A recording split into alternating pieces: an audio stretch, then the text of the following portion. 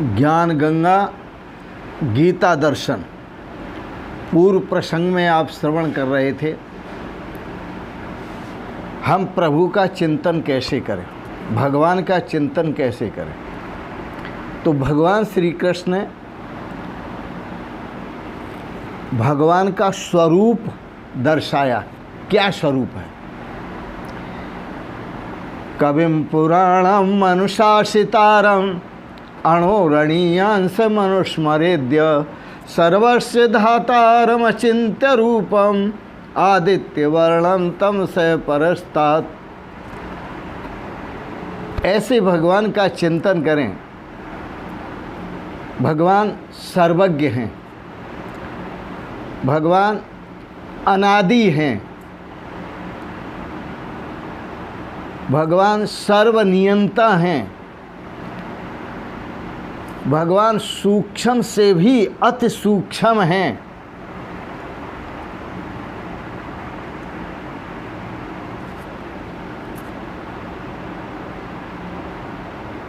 सर्वस्य धातारम, वो सबके धारण पोषण करने वाले हैं। अचिंत्य रूपम, उनके रूप का आप निश्चित नहीं कर सकते। क्या रूप है? कोई एक रूप नहीं है। तमसे परस्तात्, वह अंधकार से परे हैं, माया से परे हैं, अविद्या से परे हैं। ऐसे परमात्मा का चिंतन करना है। तो उसके लिए भगवान श्री कृष्ण ने बताया, भ्रुवोर मध्य प्राणमावेश सम्यक। यदि उस परमात्मा का चिंतन हम अपने प्राणों को दोनों भ्रकुटियों के मध्य में स्थापित करके और चिंतन करते हैं, तो हम उस परम दिव्य पुरुष को प्राप्त होते हैं। भगवान साधना बता रहे हैं। आज के प्रसंग में भी और कैसे चिंतन करना है। यदक्षरम वेद विदो वदन्ति विशन्ति यद्यतयो वीतरागाः यदिच्छन्तो ब्रह्मचर्यं चरन्ति तत्ते पदम संग्रहेण प्रवक्षे। भगवान श्री कृष्ण कहते हैं, जिस अविनाशी परब्रह्म परमात्मा को वेद के विद्वान कहते हैं कि वह अविनाशी स्वरूप हैं, जिसमें यतया यत्नशील महात्मा जन आसक्ति रहित हुए प्रवेश करते हैं, जिसमें प्रवेश करने की इच्छा से ब्रह्मचर्य का पालन करते हैं। तत्ते पदम संग्रहेण प्रवक्षे। उस पद को हे अर्जुन मैं संक्षेप से तुम्हारे लिए कहता हूँ, सुनो।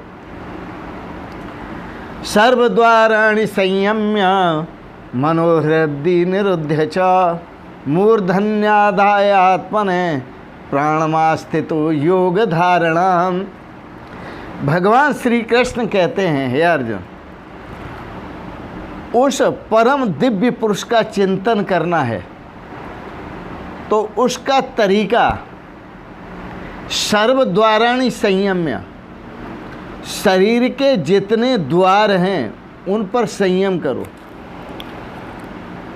तुम्हारी जो अंतर्वृत्ति है, सुरता है, किसी भी द्वार से बाहर न जाए। बाहर के किसी वस्तु, व्यक्ति, अवस्था, संपत्ति, पद, पदार्थ पर न जाए। किसी को अपना लक्ष्य न बनाए। सर्वद्वाराणि संयम्य, 9 द्वार खुले हुए हैं, 10वां द्वार बंद है। तो सर्वद्वाराणि संयम्य, भगवान कहते हैं सभी द्वारों पर को संयम में करो। और अपने मन को, ये मन बहुत चंचल है, ये बहुत भागता है, ये स्थिर नहीं रहता, ये घोड़ा है, मन ऐसा घोड़ा है कि ये कभी स्थिर रह नहीं सकता। इस मन को निरुद्ध, इस मन को रोक करके हृदय, अपने हृदय देश में जो परमात्मा का स्वरूप, उस अपने स्वरूप में लगाओ। हृदय देशे अर्जुन तिष्ठति, जिसके लिए भगवान ने कहा मैं सभी के हृदय में विराजमान, उस परमात्मा में लगाओ।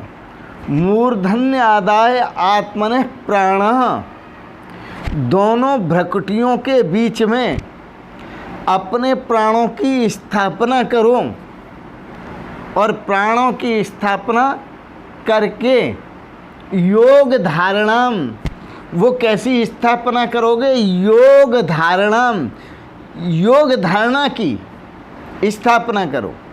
अब योग धारणा की स्थापना क्या है? बदन के अगर बंद सफदर करे, बदन के अगर बंद सफदर करे, जो मन है उसे दिल के अंदर करे। बदन के अगर बंद सफदर करे, जो मन है उसे दिल के अंदर करे। जमे इस तरह, जमे इस तरह योग से उसका ध्यान, जमे इस तरह योग से उसका ध्यान, कि इंसान के सिर में रहें उसके प्राण। आपने प्राण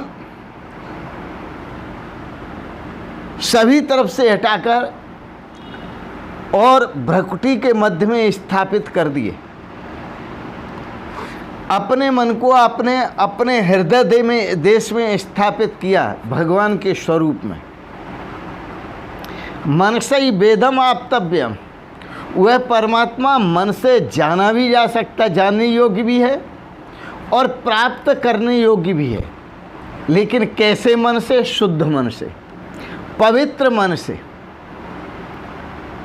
जो मन विषयाभिमुख, जो मन विषयों से विरक्त हो चुका है, जो मन संसार के भोगों से विरक्त हो चुका है, जो मन आसक्ति से रहित हो चुका है, जो मन फल की इच्छा से, कर्मों के फल की इच्छा से रहित हो चुका है, केवल और केवल परमात्मा लक्ष्य कर रहा है, ऐसे उस मन को हृदय निरुद्ध, अपने हृदय में निरोध करके अपने हृदय में स्थापित करो। और मूर्धन्य आत्मनः प्राणम आधाय, अपने प्राणों को मूर्धनी दोनों भ्रकुटी के बीच में स्थापित करो। कैसे स्थापित करोगे? स्थापित करोगे ओम, भगवान ने ओम शब्द का उच्चारण किया है। यहाँ ओम शब्द से बता रहे हैं, किसी शब्द से भी बता सकते हैं महापुरुष, ओम शब्द से भी बता सकते हैं, कृष्ण शब्द से भी बता सकते हैं, सोहम शब्द से भी बता सकते हैं, शिवोहम शब्द से भी बता सकते हैं, और राधा शब्द से भी बता सकते हैं। सभी शब्दों से ये साधनाएं हो सकती हैं। सिर्फ और सिर्फ हमको इस साधना का ज्ञान होना चाहिए, हमें इस साधना की समझ होनी चाहिए। तो ओम, ओ नाम परमात्मा का और मैं नाम अपना। ओ म, ओ कह करके हम परमात्मा के संकेत से, परमात्मा के संकेत से परमात्मा को ग्रहण करें, और म कह करके हम अपनी आत्मा को ग्रहण करें और आत्मा और परमात्मा की एकता करें। सो कह करके हम परमात्मा को ग्रहण करें और अहम कह करके हम अपनी आत्मा को ग्रहण करें और आत्मा और परमात्मा की एकता करें। इसी तरह शिवो, शिवो कह करके हम परमात्मा को ग्रहण करें, अविनाशी परमात्मा को। यदक्षरम वेद विदो वदंती, वेदों के विद्वान जिसको अविनाशी परमात्मा कहते हैं उसका लक्ष्य करें। तो शिवो, शिव वह अविनाशी परमात्मा, कल्याणकारक, कल्याण स्वरूप, वह अविनाशी परमात्मा, और अहम मैं कल्याण स्वरूप आत्मा, दोनों की एकता करो। तो योग धारणा, योग की धारणा करो। योग की धारणा का अभिप्राय दो, व्यवहार में अर्थ लेंगे तो दो चीज़ों के मिलन को योग कहते हैं। परमार्थ में अर्थ लेंगे तो जब ईश्वर अंश जीव अविनाशी, मैं ईश्वर का अंश आत्मा हूँ और ईश्वर परमात्मा है, तो जब मैं उसका अंश आत्मा हूँ तो मैं भी तो परमात्मा ही हूँ।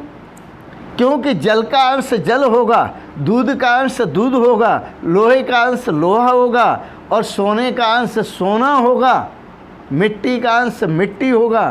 तो इसी प्रकार से परमात्मा का अंश जो है वो परमात्मा ही है। योग धारणा यह वह मैं ही हूँ जिस परमात्मा का मैं ध्यान करना चाहता था और या कर रहा था, वह परमात्मा मैं ही हूँ।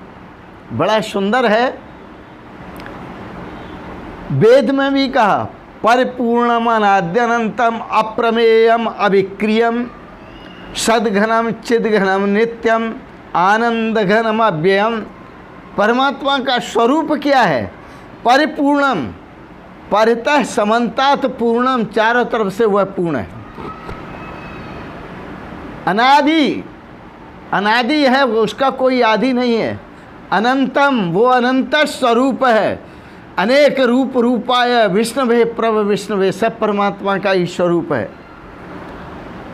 अप्रमेयम, प्रमितकरणम प्रमाणम, उसका कोई प्रमाण नहीं है।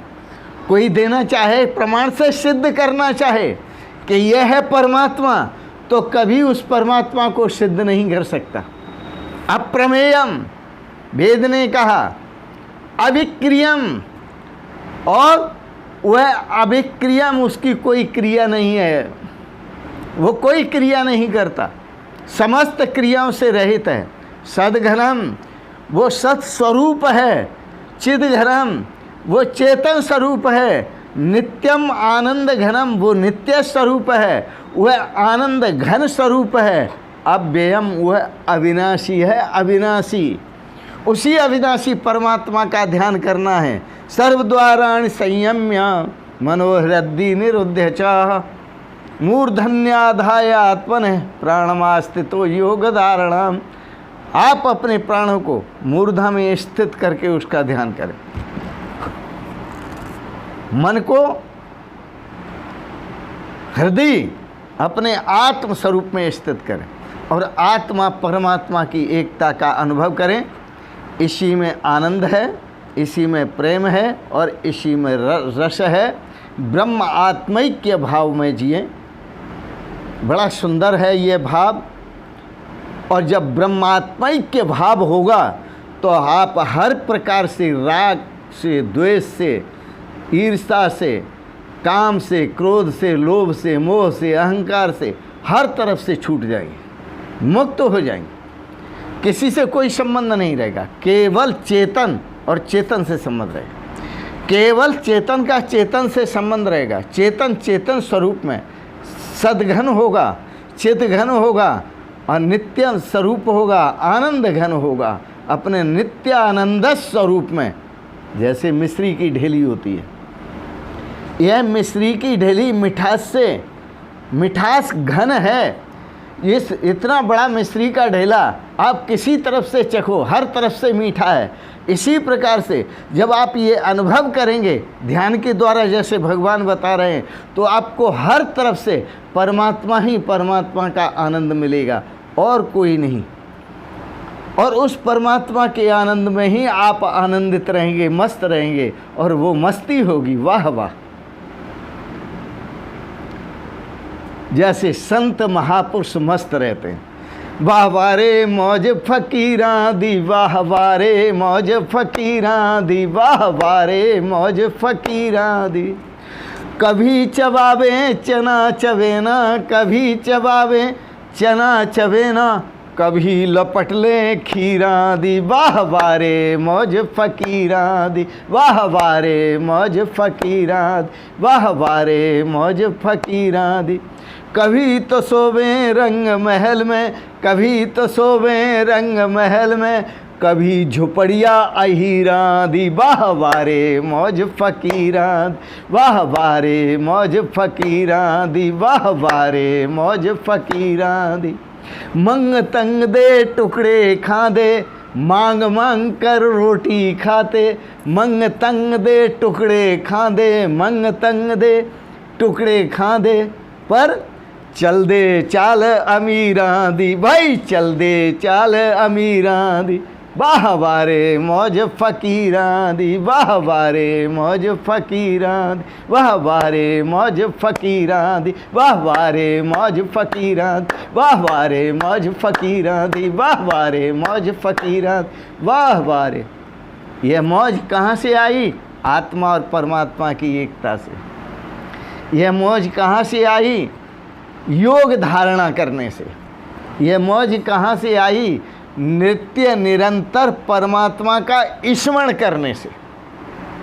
यह मौज आप भी प्राप्त करें, यह आनंद घन परमात्मा का आप भी आनंद लें। इन शब्दों के साथ ही वाणी को विराम देते हैं। शेष चर्चा कल के प्रसंग में। आपको गीता पर दार्शनिक विचार अच्छे लगे, सब्सक्राइब करें, लाइक करें, शेयर करें। और अंत में आप सभी परमात्मा स्वरूप आप सभी को प्रणाम करते हुए शिवोहम शिवोहम शिवोहम तत्त्वमसि सोहम शिवोहम।